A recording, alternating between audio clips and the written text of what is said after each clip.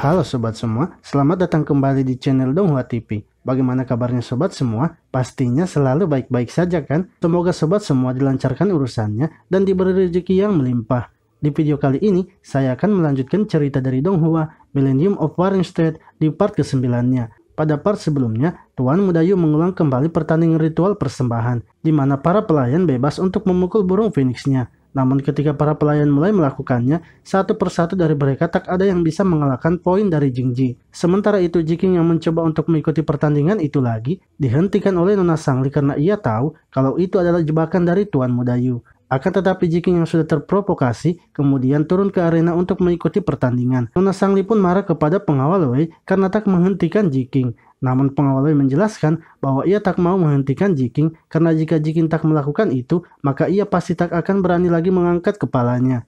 Jiking lalu mencoba memukul burung phoenix itu dengan bertubi-tubi, hingga pada pukulan terakhirnya, gelang Shaobon memberikannya kekuatan, dan berhasil membuat burung phoenix itu terbang. Jiking pun dinobatkan sebagai pemenang dari ritual persembahan. Bagaimanakah kisah selanjutnya dari Jiking yang telah memenangkan pertandingan ritual persembahan? Namun sebelum itu, jangan lupa sobat semua untuk like, komen, dan subscribe ya, agar Mimin lebih semangat lagi memberikan video terbaru untuk sobat semua. Tak perlu berlama-lama lagi, langsung saja kita kocok ceritanya. Cerita dilanjutkan dengan Jiking yang sedang bersama dengan Tuan Lao menuju ke tempat dinding Xuanwu. Saat di perjalanan, Jiking melihat kaligrafi yang menggambarkan tentang pemenang di setiap ritual persembahan. Tuan Lao menjelaskan bahwa kaligrafi itu bertujuan agar generasi berikutnya bisa mengetahui orang-orang hebat di generasi sebelumnya. Jiking lalu melihat sebuah tempat kaligrafi yang kosong, di mana tempat itu nantinya tempat Jiking akan digambarkan sebagai seorang pemenang.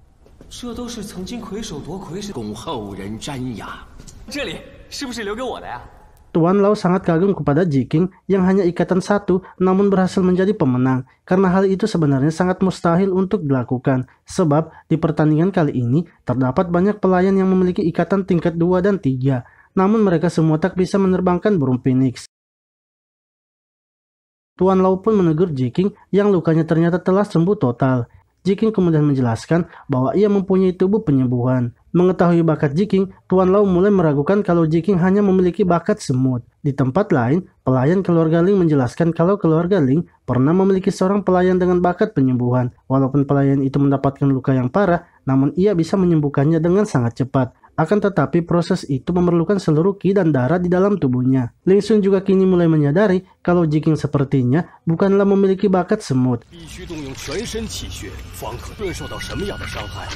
Sementara itu Jiking terus meyakinkan Tuan Lao kalau dirinya hanya memiliki bakat semut, sebab dirinya juga sudah melakukan tes di kediaman keluarga Sang. Tuan Lao pun memaklumi ketidaktahuan Jiking, sebab cara pencocokan penentuan di keluarga Sang memang masih dangkal, sehingga ia tak heran bila bakat Jiking yang menakjubkan tidak diketahui. Ia lalu menjelaskan tentang kisah 3 raja 5 kaisar, di mana saat itu ada bakat terkuat bernama Jiuli. Kelima bakat terkuat yang ada saat ini adalah bakat biasa, namun bakat tersebut belum mencangkup semua bakat yang ada, sebab selalu ada keturunan darah yang langka dan sangat sulit untuk diketahui, sehingga bakat Jiking tidak bisa diidentifikasi dan dianggap sampah, di mana sebenarnya bakat Jiking menurut legenda adalah bakat keturunan Ciyu, memiliki fisik yang luar biasa, qi dan darah yang sangat kuat, serta bisa menyembuhkan tulang yang sudah patah.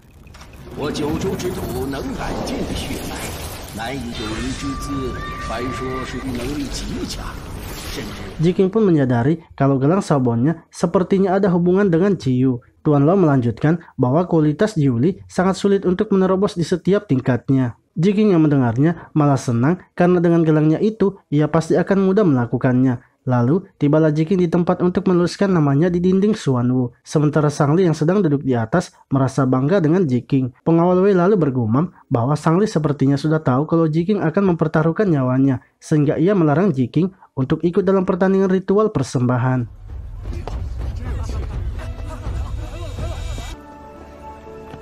Di sisi lain, Jiking yang telah sampai sangat senang karena gelangnya akan menyerap energi dalam dinding Xuanwu. Gelang Shaobon Jiking kemudian mulai melakukan penyerapan energi. Lalu tiba-tiba Jiking dibawa masuk ke dalam alam gelang Shaobonnya. Jiking menyadari bahwa 3 reruntuhan yang ada di depannya merupakan 3 dari gelang Shaobonnya.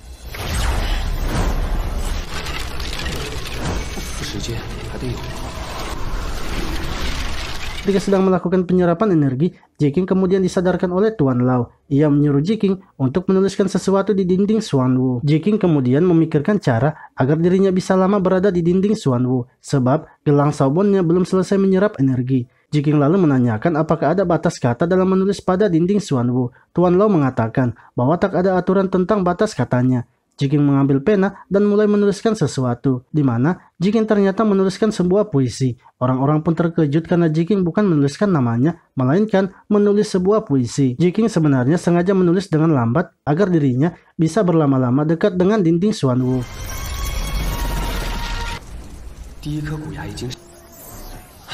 Tak lama kemudian, gelangnya pun telah selesai menyerap energi, namun tak ada reaksi apapun yang terjadi.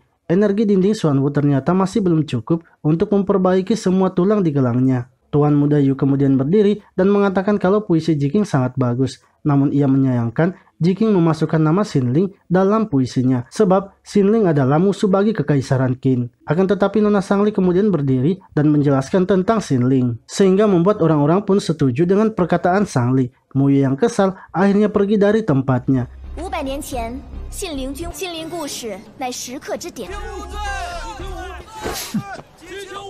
Sementara itu keluarga Ling ingin mengirimkan hadiah kepada keluarga Sang, sebab Ling Xun tak ingin bermusuhan dengan keluarga Sang yang mana sekarang sedang mendapatkan posisi terbaik. Xuan Qing kemudian mengusulkan dirinya untuk pergi ke kediaman keluarga Sang untuk menyelesaikan masalah yang sebelumnya disebabkan oleh dirinya. Di sisi lain, Wu Shiki sedang bersiap pulang sambil bersujud. Karena tantangan yang sebelumnya ia buat dengan Jiking, yaitu yang kalah harus pulang sambil bersujud. Jiking kemudian datang menghentikan Wu Shiki dan mengatakan kalau pertandingan mereka sebenarnya imbang, sehingga Wu Shiki tak perlu melakukan tantangan itu. Ia meminta untuk bertanding ulang jika tangan Wu Shiki sudah sembuh. Oke sobat semua, itulah tadi cerita dari Donghua Millennium of Warringstead di part ke-9-nya. Jangan lupa untuk dukung terus channel ini dengan like, komen, dan subscribe ya, serta nantikan terus perjalanan dari Jiking yang pastinya akan semakin seru. Terima kasih telah menonton video ini, sampai jumpa lagi di video selanjutnya.